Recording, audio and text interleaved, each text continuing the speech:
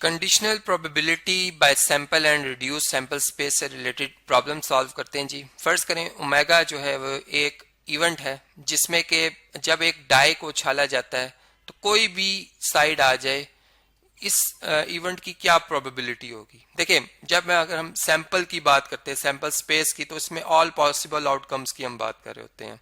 लेकिन जब हम रिड्यूस सैंपल स्पेस की बात करते हैं तो हम कुछ खास कंडीशंस की बात कर रहे होते हैं, लेकिन यहाँ पे भी कोई कंडीशन नहीं है। ठीक है, अब देखें इस इवेंट की प्रोबेबिलिटी क्या हो सकती है कि देखें मैं यानी जब मैं डाई को उछालता हूँ, एक छिक्के को उछालता हूँ, 1 अगर आ जाता है तब भी मैं विन कर जाता हूँ, 2 पे भी मैं विन कर जाता हूँ। ठीक है, 3 पे, 4 पे, 5 पे, यानी कि किसी भी फेज के आ जाने पे मैं विन कर रहा हूँ। तो मेरे फेवर में जो आउटकम है वो ये तमाम की तमाम है। यानी टोटल आउटकम्स कितनी है, जब एक डाई को उछाला जाता है तो इनमें से इन 6 में से कोई भी एक साइड आएगी एक वक्त में, और उनमें से कोई भी साइड आ जाए वो मेरे विन है, वो मेरा विन है। तो इसका मतलब 6 आउटकम्स मेरे ही फेवर में है।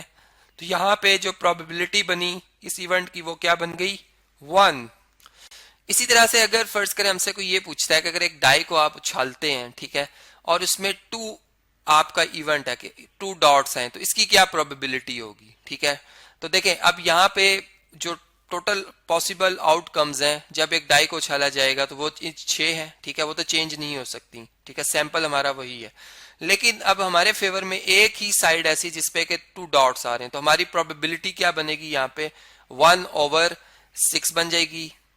इसी तरह अगर फर्ज करें अब हमसे ये कहा जाता है कि जब आप एक डाई को उछालते हैं, ठीक है, तो आपके जो इवेंट है हमें ये चाहिए कि जो डाई जब उछाला जाए तो उस पर इवन नंबर वाले डॉट्स वाली साइड्स हैं। तो वो तो 3 फेसिस के ऊपर हैं, मतलब 2 डॉट्स हैं, 4 डॉट्स हैं या 6 डॉट्स हैं। तो जब हम इस इवेंट की प्रोबेबिलिटी की बात करेंगे तो हम कंपेयर करेंगे इन 3 जो इवेंट, मतलब ये 3 फेसिस हैं, ठीक है, जो कि आउट ऑफ 6 फेसेस आ रहे हैं।